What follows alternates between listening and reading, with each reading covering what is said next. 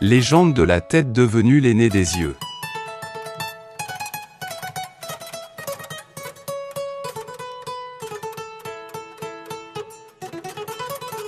Comment la tête est devenue l'aîné des yeux?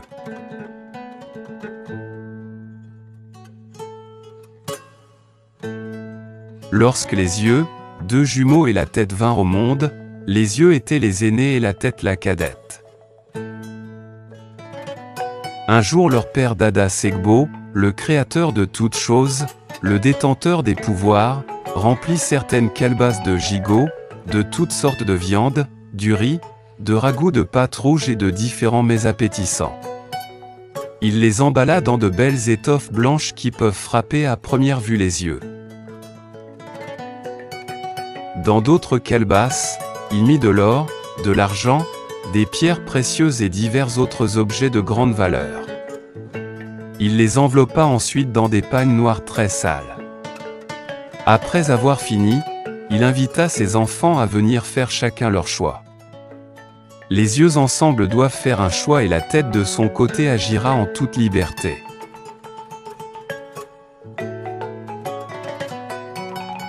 Attirés par les apparences, les yeux choisissent une des calebasses enroulées de belles étoffes.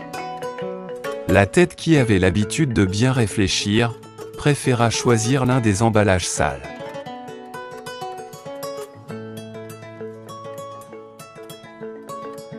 Les yeux, ouvrant la calebasse, trouvèrent de la viande et des mets appétissants. Ils invitèrent leurs camarades et ils se mettent à manger ensemble. La tête de son côté, déballa sa calebasse et après l'avoir ouverte, y trouva une couche de sable. « Comment ça? Papa a mis du sable dans cette calebasse. Il n'a mis aucun aliment que je puisse manger comme le font mes frères jumeaux. Soit, puisque c'est mon père qui me l'a donnée, je vais la conserver tout de même. » Il l'emporta à la maison. Une fois à la maison, la tête intriguée, se demanda si la calebasse ne contenait que du sable. L'ouvrit à nouveau, la fouilla avec beaucoup d'attention et trouva sous le sable de l'argent puis de l'or sous l'argent. Sous l'or, des perles précieuses et sous celles-ci d'autres objets de valeurs inestimables. Ma calebasse vaut infiniment plus que celle de mes frères, je suis riche.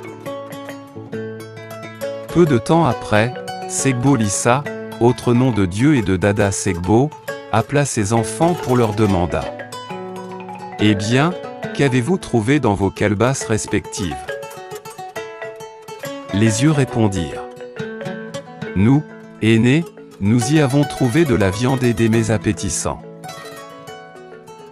La tête, quant à elle, répondit à son tour: « Dans la mienne, il y a tout ce qui a de la valeur et qui représente la richesse. » Alors, leur père Dada Segbo leur parla en ces termes: « Vous, les yeux, vous êtes avides. La vue de la beauté extérieure vous a frappé et vous avez voulu courir derrière elle sans le discernement du cœur. La tête, qui pense, qui réfléchit, et qui sait discerner a su prendre une des calebasses entourées de chiffons sales, mais dont l'intérieur cachait un trésor. C'est désormais toi la tête qui sera l'aîné et vous les cadets. Depuis lors, quand on a de la chance, on dit: ma tête est bonne. Une manière de parler dans la culture africaine, particulièrement au Bénin et peut-être un peu partout dans le monde. Quelles leçons pouvons-nous tirer de ce récit? La justice du Père est partout car les colis à choisir sont en quantité suffisante pour que ses enfants puissent choisir les mêmes choses. Dieu pouvait juste faire 2 colis, ce qui ne permettrait pas au second enfant de faire véritablement un choix. N'a-t-on pas l'habitude de conclure après une mauvaise expérience, ou conseiller à quelqu'un qui doute d'un fait ou d'une décision que « tout ce qui brille n'est pas de l'or ». Voilà ce à quoi nous pouvons résumer cette légende du premier signe de l'oracle.